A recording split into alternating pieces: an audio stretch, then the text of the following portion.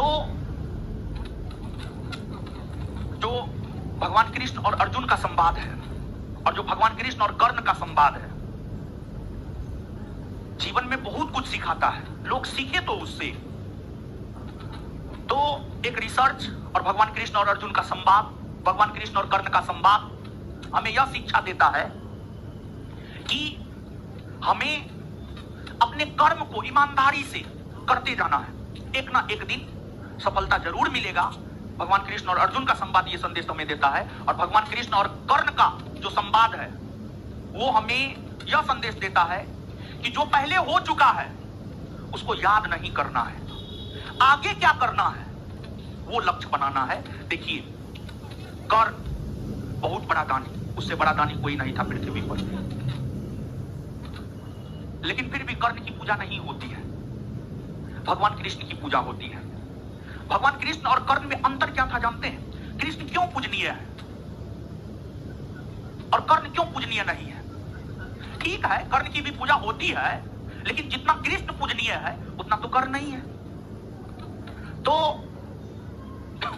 भगवान कृष्ण और कर्ण में अंतर को समझिएगा।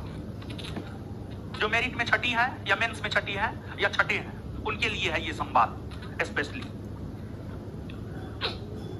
भगवान कृष्ण का जन्म कारावास में हुआ।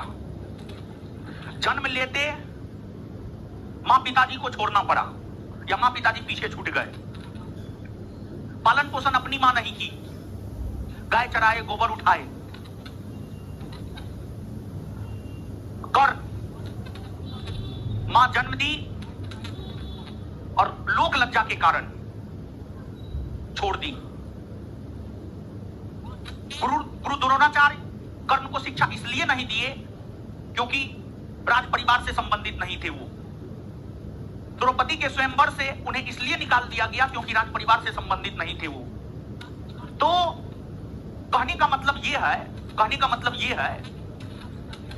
रखिए ना, कहे पुकारे। अच्छा ठीक है, सब चीज देखेंगे आराम से, ठीक है। तो कहने का मतलब ये है कि देखिए, कृष्ण को भी, भगवान कृष्ण को भी कष्ट हुआ है जीवन में, कठिनाई का सामना करना पड़ा है, और दानवीर कर्ण को भी। लेकिन कर्ण में क्या था? वो अपने जीवन में घटित हुए हर घटना को पकड़कर हमेशा रोते रहता था। हमारे साथ ऐसा क्यों हुआ? अरे जो हो गया है हो गया है। लेकिन कृष्ण, भगवान कृष्ण ये नहीं सोचते थे कि क्यों हुआ है। भगवान कृष्ण ये सोचते थे कि जो हुआ अच्छा हुआ, जो होगा वो भी अच्छा होगा, और यही सोच करके हमेशा भगवान कृष्ण मुस्कुराते रहते थे। और कर्ण जो है हमेशा परेशान रहते थे, क्यों हुआ? अब जो हो गया हो गया है। अब अंशुमन शहीद हो गए, तो अब तो वापस रिटर्न नहीं हो सकते हैं वो। अब उनके परिवार के लोगों को चाहिए कि आगे बढ़े। अब उसी को पकड़ के भर जिंदगी रोते रहे तो कुछ होगा, कुछ नहीं होगा। तो कर्ण इसलिए नहीं पूजे जाते हैं या कम पूजे जाते हैं क्योंकि वो अपने पहले की घटनाओं को पकड़कर हमेशा रोते रहते थे।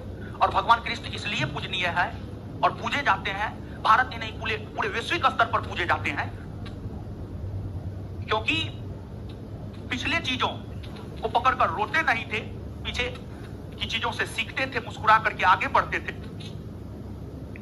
तो बनना है तो कृष्ण जैसा बनिए,